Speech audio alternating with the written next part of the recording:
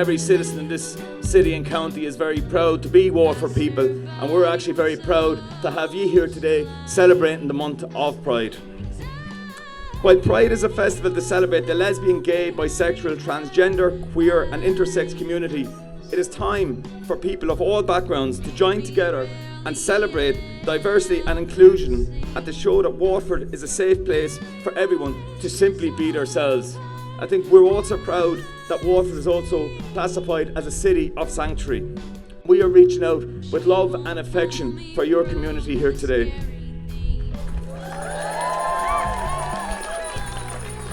I just want to highlight how monumental this march is to everyone here really, because there hasn't been a march in Waterford for Pride in over 10 years, so big important.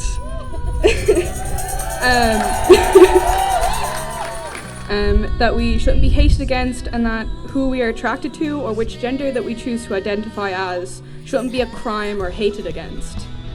This march is to represent us, who we are and what we stand for. And LGBTQIA+ is more than just a community, it is a part of everyone's lives, both here and all across the world really. And I hope everyone has a wonderful Pride, and thanks to everyone who came here for the march.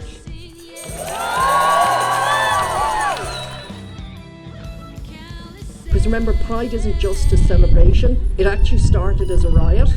So that element is still there, only we don't really riot on the streets now. We do. We behave ourselves a little bit better. We march on the streets now, is right.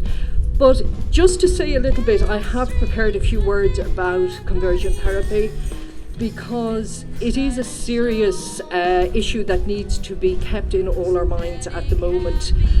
And the Human Rights Commission has described this practice as dangerous and discredited in its claims to change identity of any sort.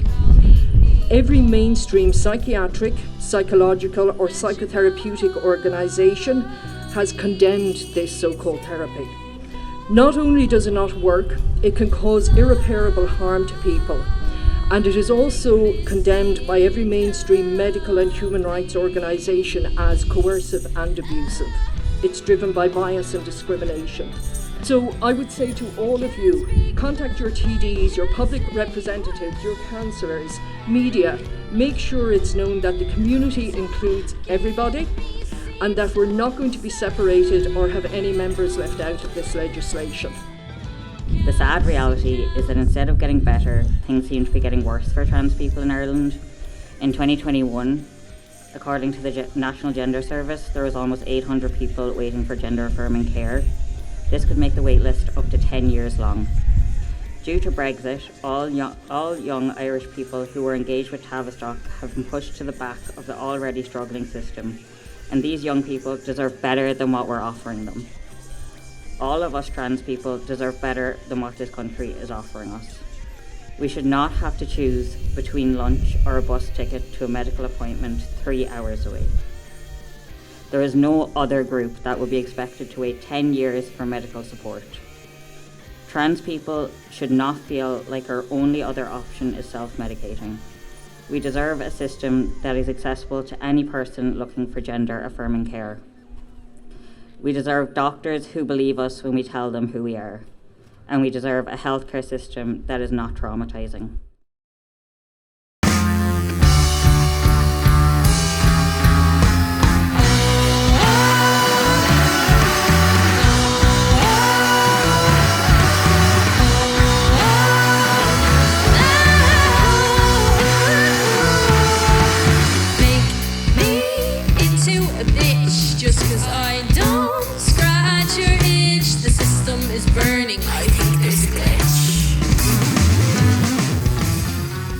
Until 1999 that June was officially crowned as Gay and Lesbian Pride Month. Sexual identity cannot be summarised by 4 words.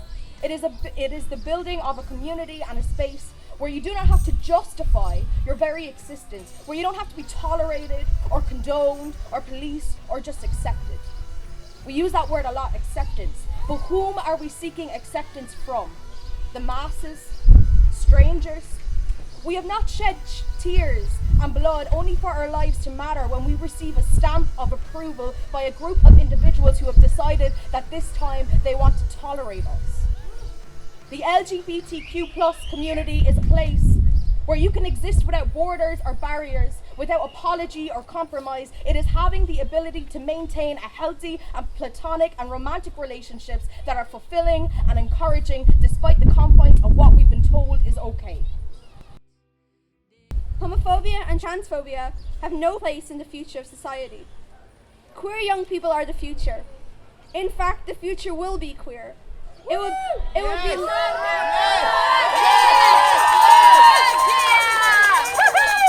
Queer people aren't going anywhere, and we will only become stronger and more prepared to fight for our community's rights, whether they are challenged by gender-critical individuals, bigots in priest costumes, the National Party, or anyone else whose sense of identity thrives on the continuation of a status quo that harms the marginalised. Queer liberation now! Waiting lists in Ireland are extremely long, so 3 to 4 years, and you only get added to them after being questioned by GPs who sometimes have zero expertise in trans healthcare, and some end up being transphobic. Ireland's only gender clinic is also severely understaffed. The service only has the capacity to help up to 150 patients a year, and they receive more than 300 referrals a year, which they can't handle. Trans people have to go through invasive questioning for sometimes up to 3 hours. Some topics of the questions may be masturbation, relationships, or how they have sex. These can make people incredibly uncomfortable, and any refusal to cooperate results in no treatment at all. And Waterford and South Tipperary Community Youth Service stands very firmly in its strength in the history of our work with LGBT young people in these counties. The result is what you see in the young people that are free and confident to walk the streets with us today, and we do invisible work with young people on their journey to walking streets like this. But there's space for young people in Waterford and South Tipperary to be anything that they want to be, and we look forward to a future where they are safe, protected. The last thing I'll say is I want to challenge the world right now to put Trans Waterford out of business, because I don't think we should have peer support groups for trans people. I think the fact that we have to turn to each other for support because we don't have family, we don't have close friends, we don't have cis people who accept us from day one for who we are is fucked up. It comes from the heart. It comes from the cis hetero people out there who call themselves allies. That's our job to call you an ally. So I challenge you to put us out of business. Yeah? We shouldn't need support groups. The whole freaking world should be our support group. My curves and thighs are not made in heroin chic style. My stomach sticks out and is soft and round.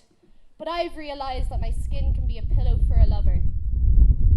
I do not dare say that I am prettier than skinny girls. There should be no division. We are not goddesses to be compared.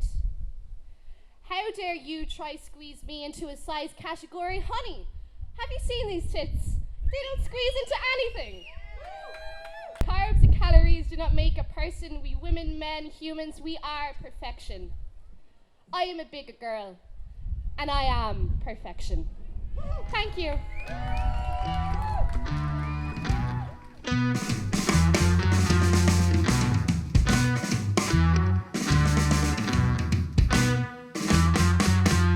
I was barely conceived and you put a color on me, hauled into society with a brand. I threw up, boy was born, oh poor family, how much you were torn with lemon alley, using your